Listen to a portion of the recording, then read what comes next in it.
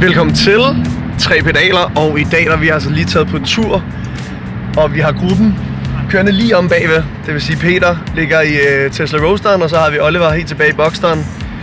Og vi er altså en tur på vej til Missouri, hvor vi i dag skal optage et lille afsnit sammen med Torben, som har den fine salon med biler der, hvor det er altså en mand, der går meget op i gamle Nielver, så det ser vi lidt nærmere ind i dag.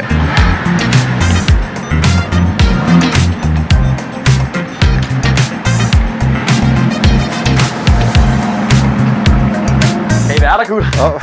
Og velkommen til. Det er små biler, men spørgsmålet er, om vi kan være her alligevel. Det går nok. Hej. Hej. Hej. Og velkommen. Tak. Hej. Velkommen. Tak. Så er vi sgu kommet til Frederiksberg, Kurt. Hej. Ja. Og kysen er kommet af. Det er forår, men solen skinner ikke. Hej. Ja. Så meget kunne vi ikke love. Helt sommer er det ikke. Og jeg kan se, at I har fået sommerbilerne frem. Ja. Eller hvad det hedder. Tak. Der er lige, noget af det i hvert fald. Det er de tidlige sommerbiler. Det er de tidlige sommerbiler, vil jeg sige. Ja. Kom indenfor. I varmen også. Ja, tak. Der er kommet rigtig mange mennesker ind her og spurgt ad, hvad det er.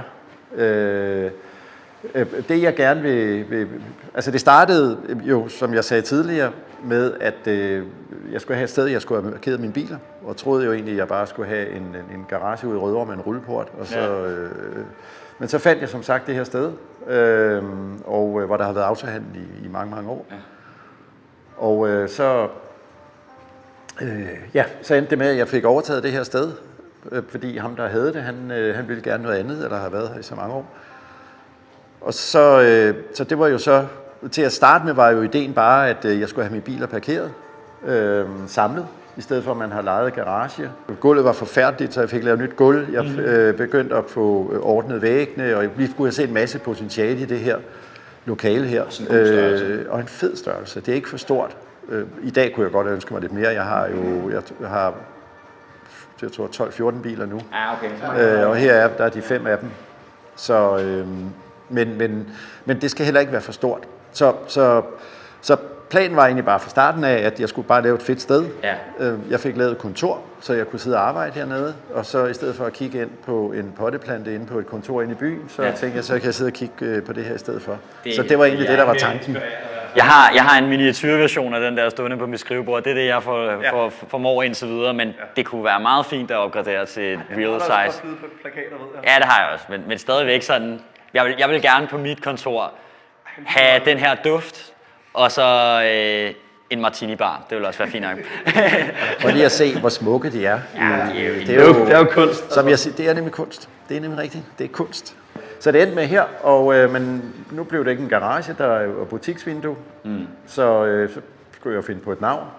Og ja, så fandt jeg på det her Missouri. Hvad giver du for sådan nogle vandkølede Porsche, Torben? Det er jo ikke rigtigt det, du har holdende indenfor, kan Nej, det er det ikke. Det må jeg nok erkende, det er det ikke. Ja. Altså, jeg synes jo, det er jo Porsche. Altså, Porsche har jo både en historie, men det er jo bare fede biler. Ja. Altså, de kan jo finde ud af at bygge biler.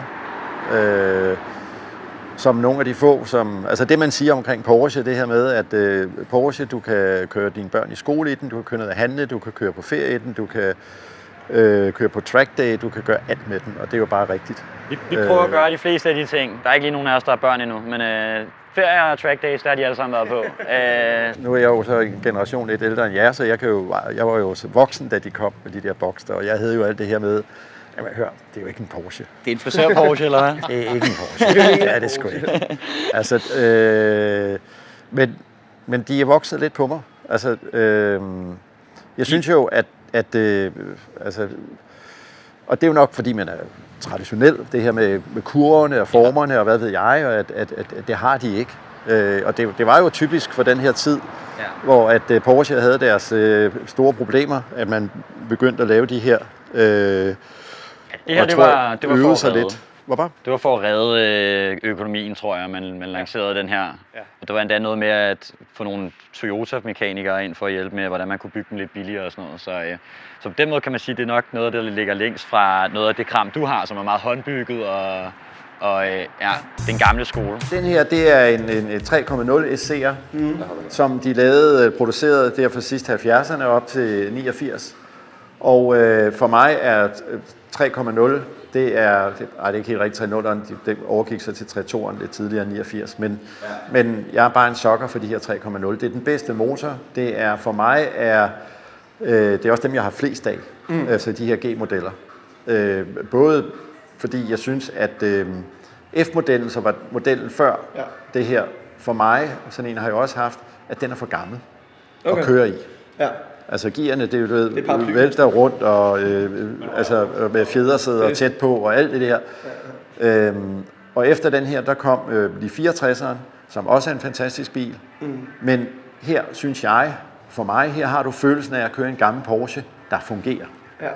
Så jeg er lidt sokker for den her. Der er lavet tilpas mange af dem, så du kan tillade dig at gøre de der ting ved bilerne, som jeg godt kan lide. Ja. Altså det vil sige, det er style dem og modificere dem på alle mulige måder, uden at du ødelægger dem. Uden det blasfemisk. Altså, det vil jo aldrig gøre på Ferrari'en for eksempel. Den skal jo bare stå, som den gør. Den begynder du ikke lige pludselig at gøre ting og sager ved. Og er det dig, der har valgt at spille skak i kabinen, eller er det originalt? Nej, det er faktisk original fra 83. Det her. Med lakken, er det også sådan for mig? Også den original lak. Okay. Altså lige den her, den er, som jeg siger, det her det er det tætteste, du kan komme på en ny bil fra 83. Ja. Altså interiøret er originalt, det her Pascha-tern, som det hed, som kom. Specielt i 28'erne, i 44'erne var meget, det var for den tid, at man lavede det her.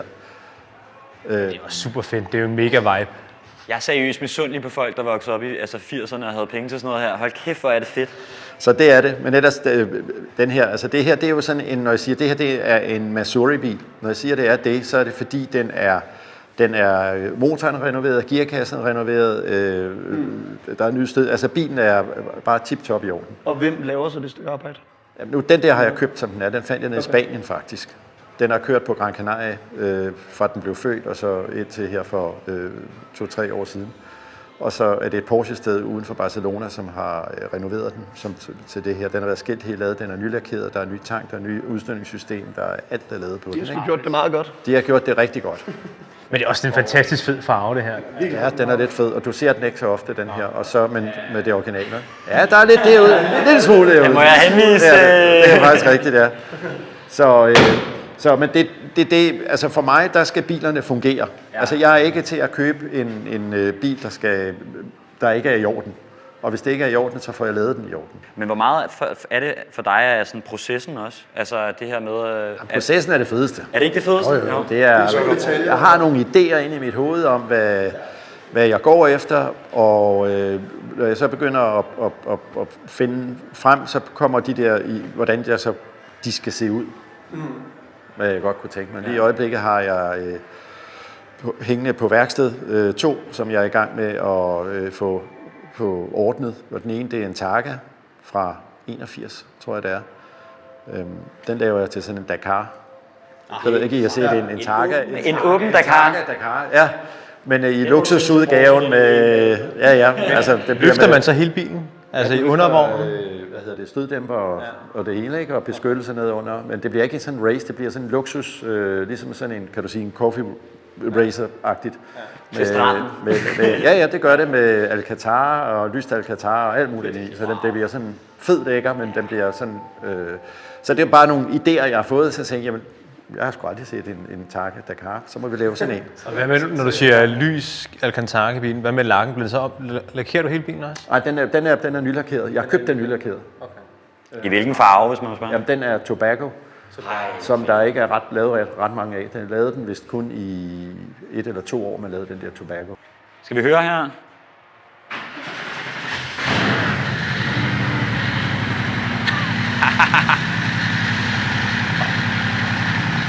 Hold kæft, hvor det spiller. Det er for fedt. Ej, det er fantastisk.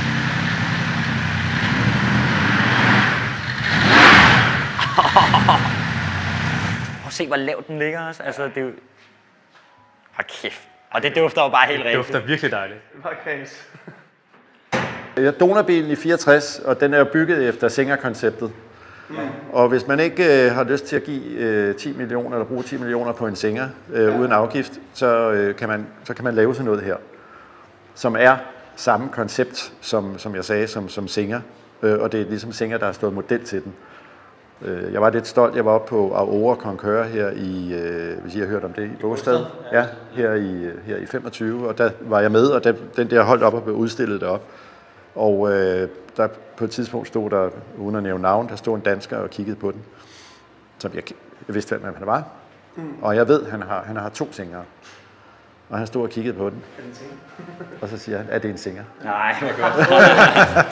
Og han har 2 selv. Ja. Det mangler jo det her bagpå, ikke? På de her. Det er blevet lidt bedre her, kan man se. Jeg ved ikke engang, hvad årgang, hvor meget forskel der er på årgangen på de her. Det er en 2003, den her. Og den her er så? Og det er en 2005. Okay. Så det hedder en 86, og det der, det hedder en 87. Okay. Så fik jeg lært lidt i dag også. Hvad siger vi så til en 87-årgang her? Nu er der jo sket lidt. Der er kommet, det er så heller ikke originalt, det beklager. Men der er LED i nogle af de nyere, der er 2 udgaven. Jeg synes faktisk, det gør den. Jeg kan godt lide de der lygter, du har på her. Ja, de ser faktisk meget fedt ud i forhold til.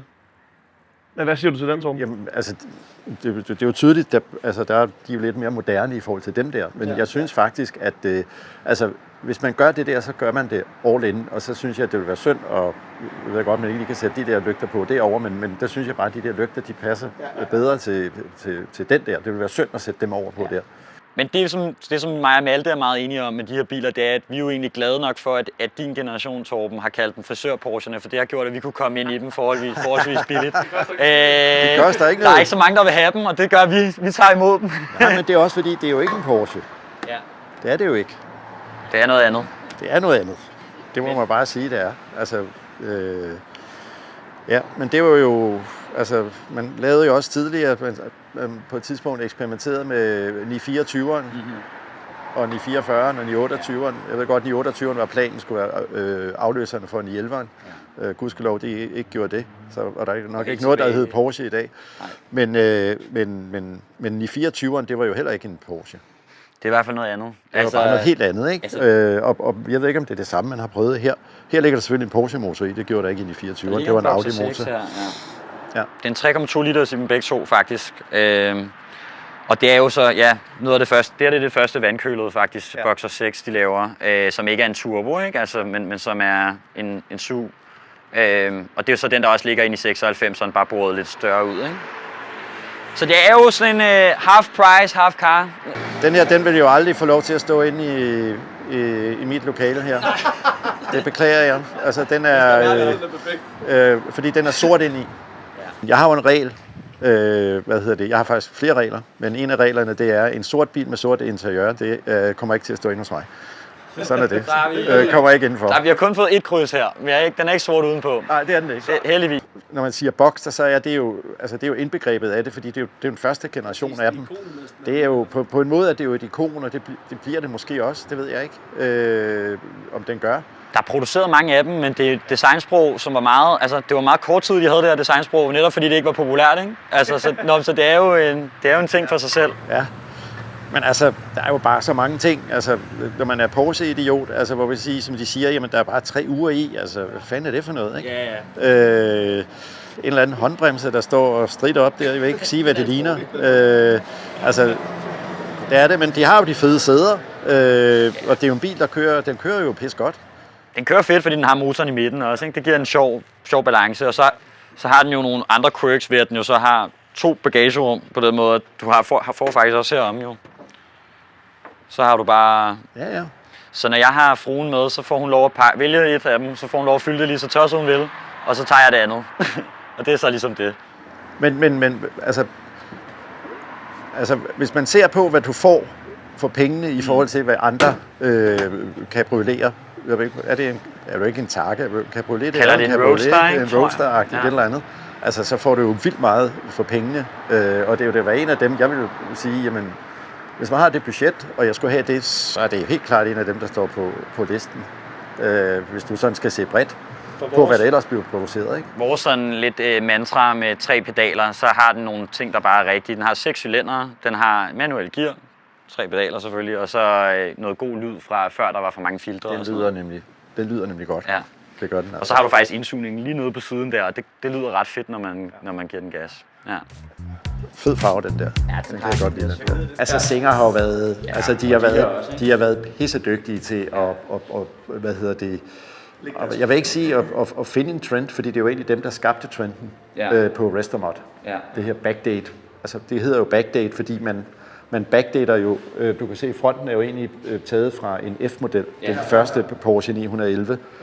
Så der er mange instrument, dashboard hedder også fra den tid og sådan noget, ikke? Så det bliver backdated. Så det har de jo gjort. Det er jo dem, der satte det der i gang, og har sat jo den der bølge, som man kører på i de her år. Det er jo, at ting i dag skal jo ikke nødvendigvis være originale. Det skal bare se fedt ud. Og du må gerne bygge bilerne om, uden de mister værdi. Tværtimod, så får du faktisk mere for det. For vores mindre Porsche-kyndige lyttere, der er nok ikke så mange, men sådan fra 91 den her, så den er alligevel altså nogle år yngre end den der, men den er så taget tilbage i looket, ikke? Jo. Jeg lige prøve at tage den med her. Ja. Men kombineret med, at den har fået det her white body, Ja. så den er jo ikke fuldstændig som en F-model. Så det er jo sådan en, jeg ved ikke, hvad man kan kalde det, der hvert, hvor man har taget det bedste. Her der er så kulfiberskærm, både foran, og kælver inderskærm. Det er mus, som alt vil Altså alt det er mus, ikke? Og tanken her er ikke foran. Det bliver vi nødt til. Det er også en fed detalje, at I kommer lidt lys derinde, når man åbner om. Og så også med hængslerne. Men du tanker den seriøst der? Ja. Det kommer jo tilbage fra motorsportens tid. Og tonelejerstiver, eller hvad hedder den? Ja. Så sikringsboksen er læderbeklædt, ikke? Også, ja. Altså alt har fået. Hvem bygger sådan en her, Torben? Det samme her. Jeg har fået bygget den her i Holland. Så, men altså efter min spæk, og det er jo ret fedt det her med at skal vælge farve, og du sidder jo, altså alt er... Nej. Hold kæft. Er det Walter Røhls signatur? Ja, det er det lige præcis. Ja. Så selv lydisolering her er læderbeklædt heroppe under her. Nej, hvor er det kram. Det er jo det, vi kalder art, det her. Ja, den må gerne over på art-siden og cool-siden. Den ryger over på den her side her. Det er den. Så, Hvor lang tid tager sådan en proces her fra sådan... ja, normalvis så tager det lidt over et år. Ja. Det er jo noget med, at du skal finde en donorbil, og så er det jo start. Får du kørt i den her? Ja, det er min daily driver om sommeren. Der kommer plader på den her. Jeg har haft den 2 sæsoner nu, og jeg har kørt 7-8.000 kilometer i den. Så jeg får virkelig kørt i den. Jeg har været på alpetur i den. Jeg har været i Norditalien i den, bare på ferie og sådan noget. Så det. Hør, biler er lavet til at blive brugt. Sådan er det bare. Kan vi ikke få det der som sådan et citat, og så hænge det op på? Jamen det er det. Og jeg har sådan, at der findes så mange fede biler, der bare står i en eller anden lukket garage, og de må ikke komme ud og køre, fordi det er synd. Og altså, det eneste, jeg ikke skal i mit liv, det er, at jeg skal ikke være politiker, men det eneste, der kunne tiltrække mig, det er at blive politiker, det var at komme ind og så få lavet en lov i Danmark, der hedder, hvis du ikke kører i din bil, så bliver de konfiskeret. Og så bliver de givet til nogen, som vil køre dem og bruge dem. Så er der den her, som egentlig også er, hvor donorbilen er en almindelig 3.0'er fra 1980. Så det er også en G-model? Det er også en G-model, som også er backdated med fronten. Ja. Den her, den er så bare bygget sådan mere race, med, der er lagt en 64 motor i. Det kan vi jo godt lide, det her. Er det det, man kalder et RSR-look? Ja, det er RSR-look. Ja. Det er lige præcis. Okay. Men i 64 motor med skydespjæld og tunet op til 350 heste. Og den vejer lige under 1000 kilo. Så det går godt. Så det går godt. Så hvad, sådan en GT3 RS som Peters, den kan vel ikke engang følge med på langsiden? Altså der er jeg bruger den her primært til track, men den er jo jeg har fået den har været igennem skat og alle de der ting med alle de, fordi der er totalt konstruktive ændringer af den her. Altså der er jo RSR bremser og alt er lavet på den der, så den er sat op til race. Sådan her, der er den godkendt til at køre på dansk vej med plader på. Yep. Og hvordan er sådan en proces med at få en... Altså, fordi der er også noget i forhold til alder på biler. Noget af det er mere lempeligt. Ja, men de er jo... Altså, det er bøvlet. Ja, det er sgu bøvlet. Altså, det er jo ude hos Autokonsult, og alt skal jo skrives i, og skat skal... Og så afgiften bliver jo lige pludselig over dobbelt, 2-3 gange op, fordi du har lavet de her konstruktive ændringer. Så, men jeg har fået skrevet alt i papirerne, som det skal, med skat, og betalt det ekstra i afgift, så den... Men det kan man jo næsten ikke sælge sådan noget her, tænker jeg, fordi det er umuligt at få fingrene, altså få fat i sådan noget her igen, jo. Ja, det kan du sige. Er det den, du har haft? Er det den, du har haft længst af de 3 her, vi har kigget på, eller hvad? Ja, det er det faktisk. Og den er blevet brugt? Den bliver brugt, det kan jeg love dig for. Og det vil sige, at primært på banen, der får den altså tæsk. Men den kan tåle det. Jeg er jo, mange gange er jeg jo med, fordi jeg er track day, der er med Porsche herude fra banevingen. Ja. Og alle biler bliver transporteret derned. Og jeg vil bare sige, at jeg er jo den eneste, der kommer en gammel. Altså de andre, det er jo GT3'er og GT3 RS'er, og som er fantastiske køremaskiner. Og jeg kommer i den her, og jeg er jo den, der får mest opmærksomhed. Men altså, jeg kan ikke følge med, så jeg kører mit eget race, fordi jeg har jo ikke al elektronikken. Her, det er din egen liga. Det her, det er mig, og mit baghjulstræk, og that's it. Og er det også, altså jeg går ikke ud fra, at der er hverken af ABS eller... Nej, det siger, der er ingenting. Det er bare rent baghjulstræk. Det er 3 pedaler. Det er 3 pedaler. Fedt. Det er 3 pedaler i sin reneste form, det her. Det er den reneste form. Det der interiør er jeg jo helt vild med. Altså er det jo velur på læder. Ja, det er det. Og så bare helt black out. De gamle racersæder, ikke? Og så en træknup. Og en træknup. Og der er bur i også. Det er så fedt. Den har været på Spa nogle gange, og på Bilsterberg, og selvfølgelig Knudstorp i Sverige. Ja. Og det skal jo igen her til foråret, på alle de 3 baner. Den ryger ikke over støjbegrænsninger, når man bare kører rør sådan her. Jamen, du skal bare vide, hvor måleren sidder henne. Så slipper du lige speederen lidt der, og så kører du videre. Ja. Det kræver, man har lavet sit hjemmearbejde. Så det har fungeret indtil videre. Har du andre biler, du bruger til banen end den her? Nej. Det er kun den der. Hvad for en bane kan du bedst lide at køre i? På? Bilsterberg, faktisk. Ja, det er også. Men altså, det er jo svært. Altså, jeg har også været på Nürnberg. Med den her? Nej, ikke med den der, desværre. Men altså, jeg har været dernede 3 gange faktisk. Men det, jeg synes med Nürnberg, er jo en fantastisk legendarisk bane. Jeg synes bare, at den er for lang, fordi du når ikke svingene at kende. Synes jeg ikke. Det gode ved, at du kører de andre baner, som de der 4-5-6 kilometer, det er jo, at du virkelig får trænet svingene hele tiden. Ja, man kan huske svingene og prøve noget nyt, og det fungerede ikke. Og, så at finde de der punkter, Apex og alle de der ting, så vil sige, næste gang prøver lige det her, og det var her, jeg ramte rigtigt og sådan noget. Så det kan jeg godt lide. Hvordan er det med det her? Er det så, når de har plexiglas, at det så popper ud eller sådan noget? Er det ikke noget med undertryk? Det er det nemlig. Det er til at holde på plexiglasruderne. Ja. Nu er det ikke plexiglas der i, det er det her, ikke? Men så det er bare mere lir end det virkelighed, ikke? Men altså, det er for ikke ruden popper ud. Det er et vanvittigt problem. Det er sindssygt. Ja, virkelig. Ja. Det er og så får den lige en tand mere ducktail her end derovre. Ja, lige præcis. Det gør den. Og den er tunet, er det her i landet, eller hvordan? Nej, den er faktisk tunet i, det er faktisk en belgisk, der har tunet den der, og lavet den der. Så. Men den er stadig en 3.6'er? Det er en 3.6'er, ja. Okay, så den er ikke engang boret? Så den yder faktisk næsten 100 hestekræfter per liter, sådan en luftkølet. Det er altså ret vildt. Var det ikke 350, ja. 350. Hvor mange omdrejninger løber den her, ved det? Løber den flere, så? Den løber cirka 8.000. Okay, ja, så løber den også en del mere end det gør den. Ja, det gør den. Ja. Så der slår den fra, når du rammer deroppe, ikke? Nå, så har vi The Odd One Out. Yes. Peter, Roadster. Vil du lige introducere, hvad det er, vi kigger på? Det er en Tesla Roadster. Det er en bil, jeg har haft i, har haft den i 9 år, tror jeg. 9 år, jeg har haft den. Så det er den bil, jeg har haft allerlængst. Det er sådan en, det er den spøjs kasse. Der er lavet 2.500 af dem. Det her, det er en 2,5. Og så var den sort, da jeg købte den. Det synes jeg var sådan, den var lige halvkedelig nok, så jeg egentlig skilt hele bilen og omlakeret den. Og så har den kørt små 200.000 i dag. Det er en elbil. 200? Ja, den har kørt 200. Det er en elbil. Næste gang jeg kommer forbi, så tager jeg en 11 med. Det har jeg også i garagen. Ja, det har jeg dog. Det er godt. Fordi jeg har jo også en regel om, at man må gerne parkere her, hvis man har en fed bil. Ja. Så du har en 11, så det er okay. Ja, så går det. Så nu bliver vi smidt væk. Ja. Men den er jo sjov, altså, fordi det er jo sådan en, hvis man skal have noget på el, så er de jo lidt interessante. Altså, fordi det kan godt være, at det er en bil, der er fra 11 eller 12 her. Men de har jo, det kan godt være, at man ikke er i den verden og er til den, men der er jo en stor kult omkring de biler her, ikke? Og det er jo allerede en bil, der sådan har samlerstatus, selvom den ikke er ældre, end som den er, ikke? Ja. Og så der er kun lavet 2.500 af dem, så det er jo ultra begrænset. Ja, det er jo vildt at tænke på, at værdien af den der er mere end de her to her, by far. Ja, det er omkring 100.000 euro, som den står i dag, vil jeg mene, ikke? Og så går de op til det dobbelte, hvis det er med meget få kilometer, ikke? Så de er nogle halvdyre biler. Men den er...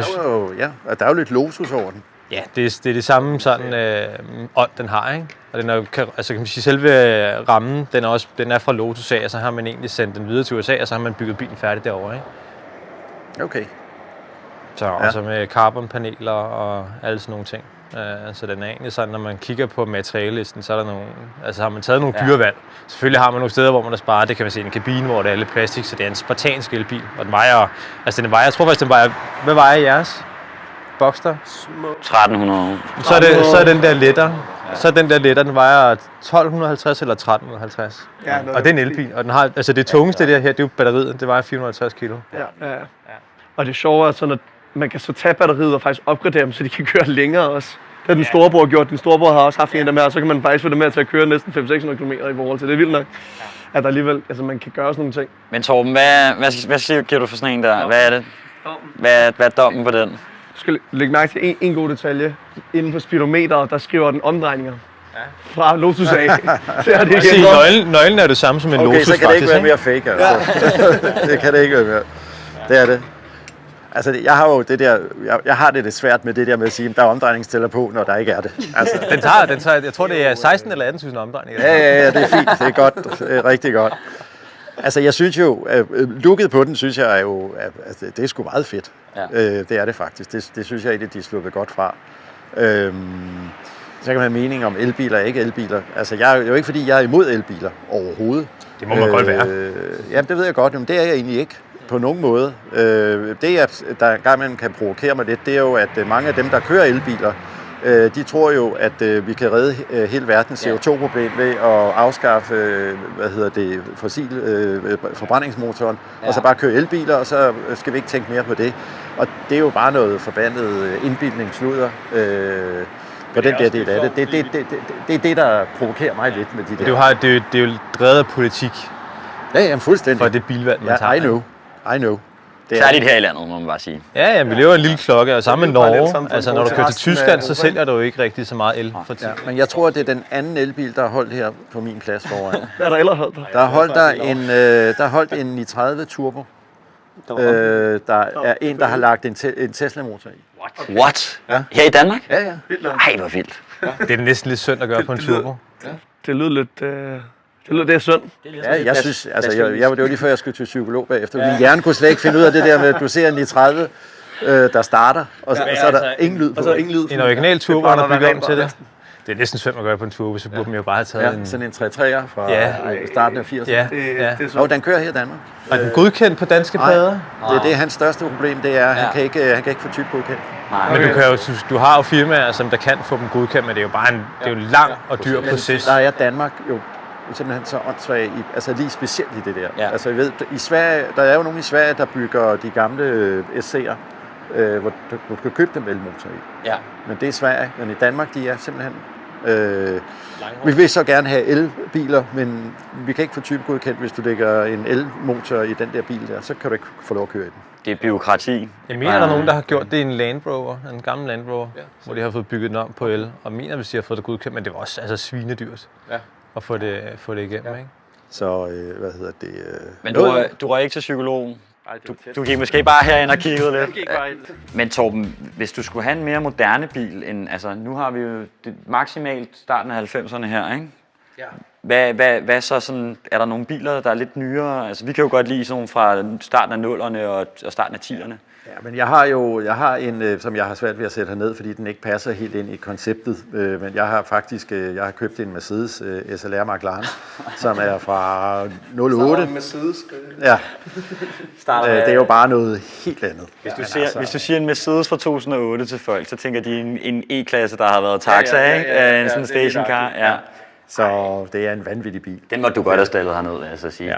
Den tager vi næste gang. Den tager vi næste gang. Jeg gik kraftigt glip af en, hvis man kan sige det sådan. Jeg var i Paris. Der er en autohandler inde i Paris. Ja, det er automobile. Der var jeg nede og kigge på en i 96, apropos med spejlægslygter. Turbo, sådan en X50'er, den kunne jeg godt tænke mig på et tidspunkt. Det kan jeg godt. Den er røvfed. Så blev det til en i 93 Turbo i stedet for. Så derfor fik jeg ikke købt det. Men da jeg var nede og se på den, der havde de nede i deres klargøring, der havde de lige fået sådan en SLR McLaren ind i mørkeblå med cognac ind i. En cognac. Ja, som de havde solgt til en kunde tidligere, og nu skulle de så sætte den for ham igen. Og jeg stod på, og jeg kunne have købt den kraftedeme. Så jeg var bare ikke der på det tidspunkt. Hvad for en vil være den sværeste at skille sig af med her?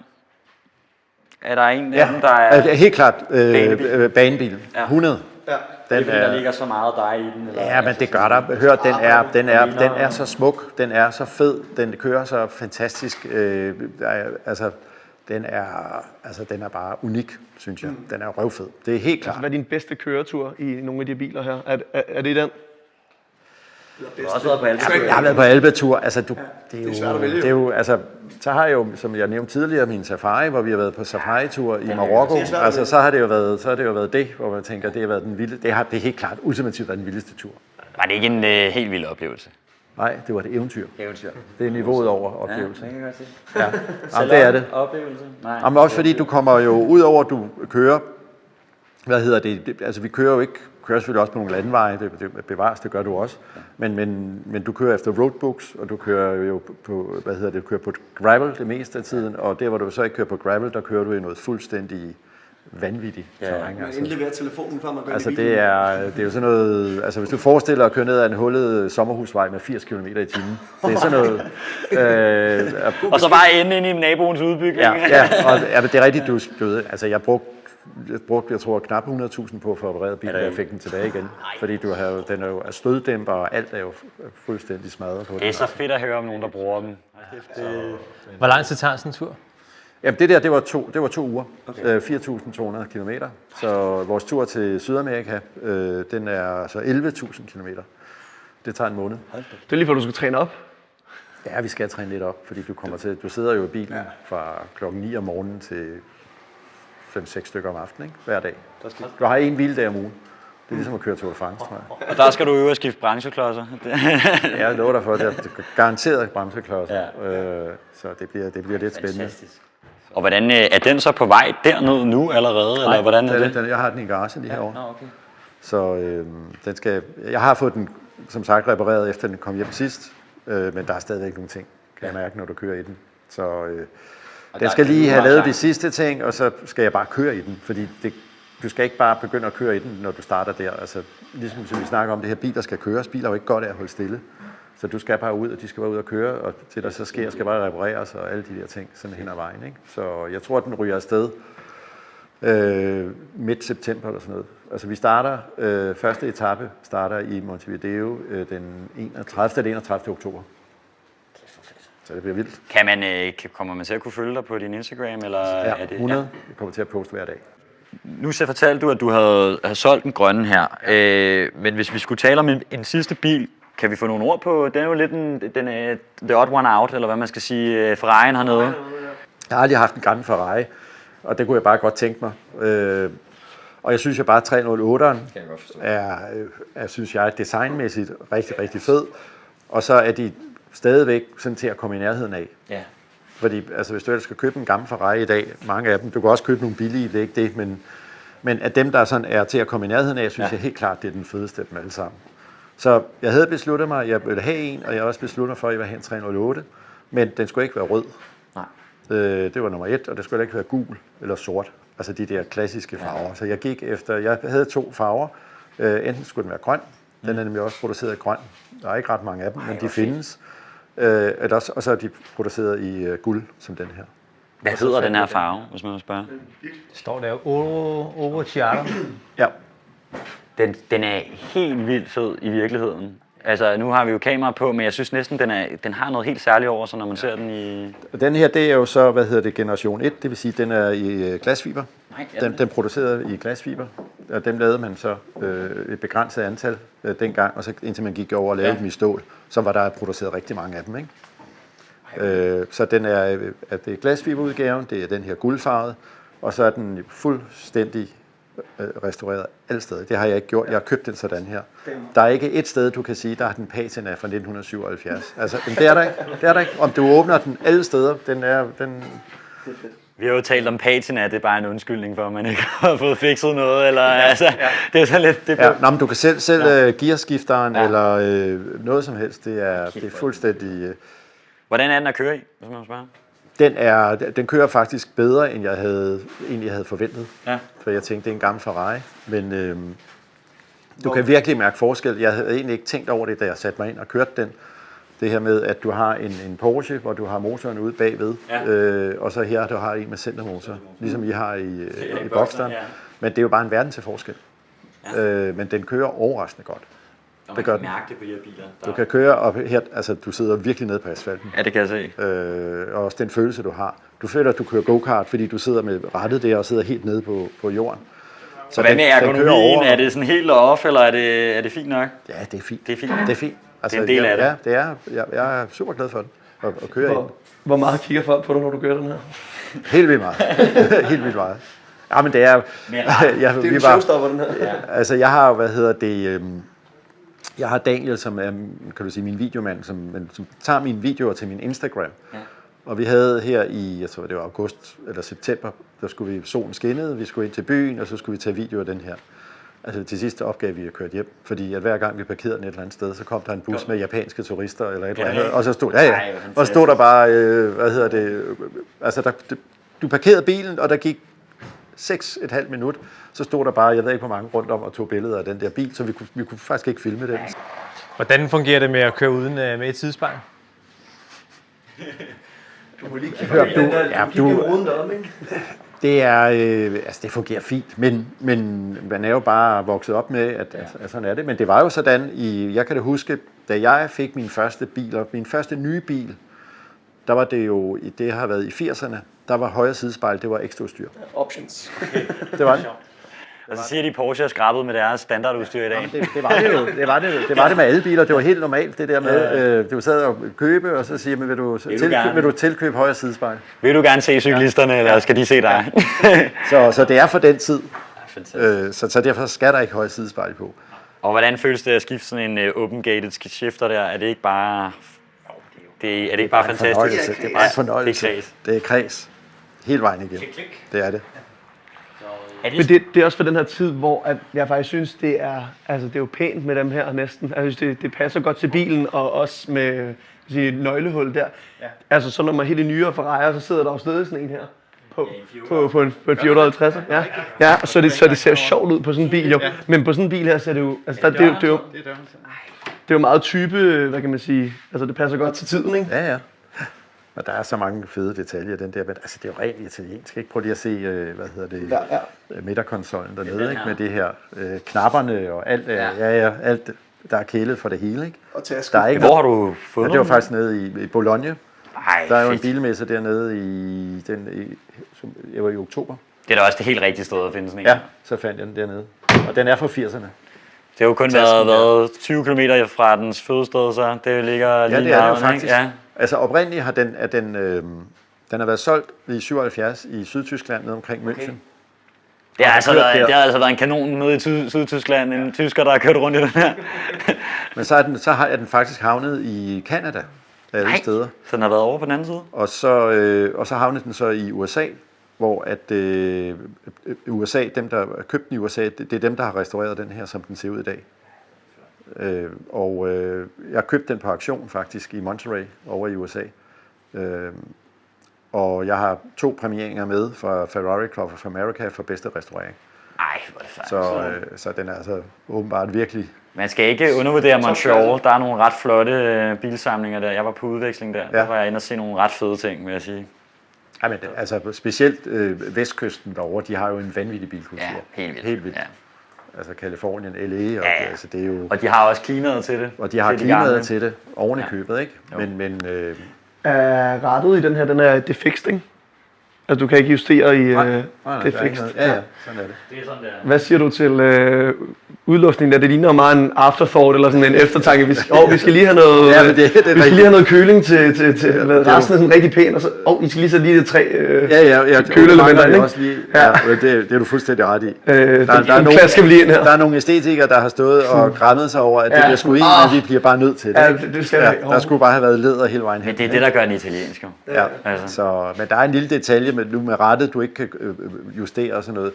Altså afstanden mellem rattet og instrumentbordet er faktisk så småt, så jeg skal have spacer på, jeg skal have det lidt ud. Ja. Fordi du slider faktisk, det man kan se på mange af de her, der har været brugt af de her 308'er, at så er det gået ud over det her op. Det ligesom er ridset af negle eller slidt, eller hvad ved jeg.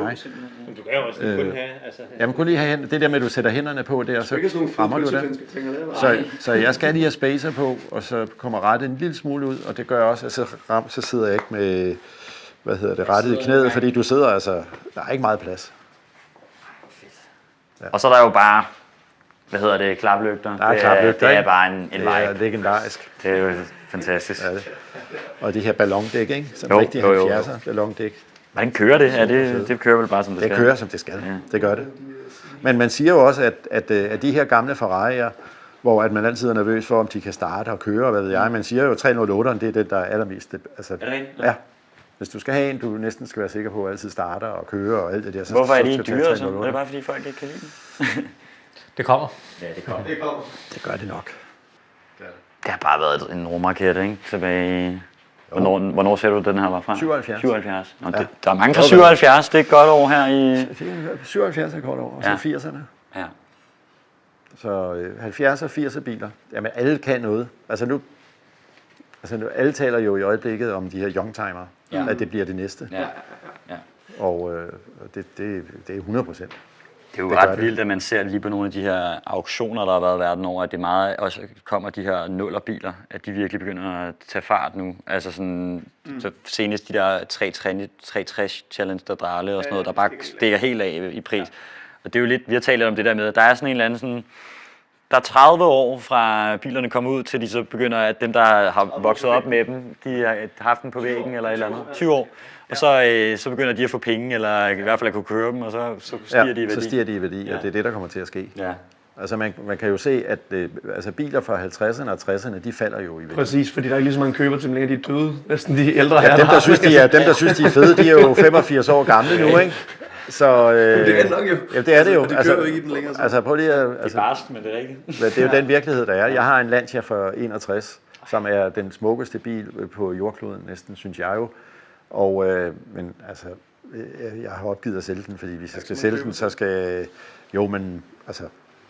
Det er halv pris af, hvad jeg har givet for den. Ja. Så er det bedre bare. Fordi det bare er fælde. Fordi det er bare en gammel bil. Ja. Men det er interessant, at det er de pludselig... Hvor lang har du haft den? Lanciaen? 4 år, tror jeg. 4 år. Og halv pris? Nej, det er måske så meget overdrevet en lille smule, men det er altså det er tæt på. Jeg tror det er altså det er tæt, nej, det er det ikke, men så kan jeg sige, at jeg taber i hvert fald rigtig mange penge. Hvad er det for en Lancia? Det er en Flaminia. Det er en convertible. Ja, de er sindssygt fede. Der er ikke lavet ret mange af. Der er lavet 857 af dem. Lancia er det de få biler, der lavet i... Altså, i hvert fald meget smukke biler. Altså. Meget smukke biler. Og den her er jo, og så er det Superleggera, altså den er lavet i aluminium. Prøv lige at forestille dig at lave en bil i aluminium i 1961. Altså det har jo virkelig været...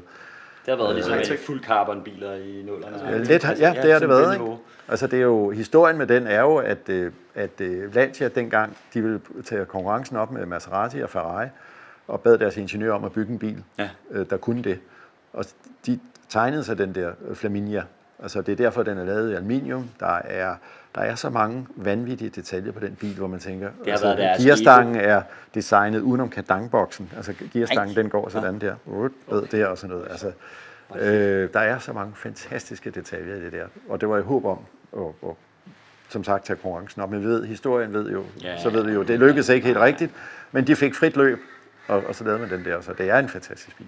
Nu var vi på Nordschleifen her, tror jeg det er 2 år siden, og der så vi sådan og jeg tog lige et billede med her, så du kunne se den. Hvad synes du om de der RWB? De der japanske ombygget. Ham der bare sidder med en cigaret, og så siger han, der skærer i skærmene, og hvad ved jeg. De der biler der? Altså, jeg synes han er røvcool, og jeg synes, det er så fedt, og alle de der ting. Ja. Om jeg selv vil købe sådan en og have holdende, det vil jeg ikke. Nej. Altså, den er for meget, synes jeg. Men det skal jo kun være, fordi det er ham, og fordi det er at altså, han har jo fået, jeg ved ikke hvor mange følgere på det der, altså det er jo helt sindssygt. Men han holder stilen. Det er meget fedt. Jamen hør, altså jeg kan jo godt lide, at han holder stregen, og han holder linjen. Prøv lige at se den der vinge der. Det er jo fuldstændig sindssygt, altså. Sådan nogle, blow-off valves og afterfire. Det er jo virkelig voldsomt med motoren. Det er virkelig voldsomt, ikke? Ja. Det er bare det der med at have sådan have sådan en kit, hvor det er glasfiber, og så tager man det med, og så skærer man bare op, og så sætter man dem på med lidt tape, og så tager man og så sætter dem på med skruer og popnitter, og så er det ellers bare en stram kant med siler, mens han har en cigaret i munden, ikke? Ja. Og så er det sådan, han laver det. Sværere er det heller ikke, hvis man ikke vil gøre mere ud af det. Så er det bare ud af det. Nej. Men altså, men jeg synes jo bare, det der med, at altså, det er jo ham. Ja, altså, det er jo, det er hans stil, og det har jeg så stor respekt for. Jeg synes, det er så fedt. Så kan man synes om, det er det, der kommer ud af det, eller det værd. Men det der med, at der er nogen, der bare hører, det er bare ham. Og lige meget, hvor meget kritik, eller hvor mange, der ikke gider have det, hvad ved jeg, så gør han det bare alligevel, fordi det er bare det. Har du sådan en drøm om, at Missouri så skal... Ja, skal det være mit brand. Præcis, men som også er noget, som folk ligesom kigger langt efter i forhold til de her... Jeg håber jo, altså det er jo... Altså, visioner, de er jo, synes jeg kan godt lide visioner. Visioner er jo også drømme, og det er jo ikke altid drømme, de er til virkelighed. Men det kan jo godt være et mål, man har. Man har en vision om et eller andet. Og min vision vil da være, at hvis der kom en fed bil kørende forbi herude, at folk de vil sige, gud, det var sgu da en Missouri, den der. Altså, det er min vision. Ideen med det her, det er jo, at alle er velkommen. Alle, der er ikke, altså, man skal ikke købe bil, eller have råd til det, eller ikke have råd til det. Det er ikke det, der handler om for mig. Det handler bare om at dele den her passion med mennesker på kryds og tværs. Så der er ikke nogen, der ikke er velkommen til at komme forbi. Og jeg fortæller gerne historien og viser rundt i bilerne og sådan noget til alle. Så det er ligesom det, der er hele en del af min vision og mit koncept. Det har været fedt at få et indblik i det, Torben. Kæmpe respekt. Tak for besøget. Det har været en fornøjelse. Tak for det. Så må I ud og køre i jeres vi må ud og falske Porsche. Det må vi kan gøre. Begynder vi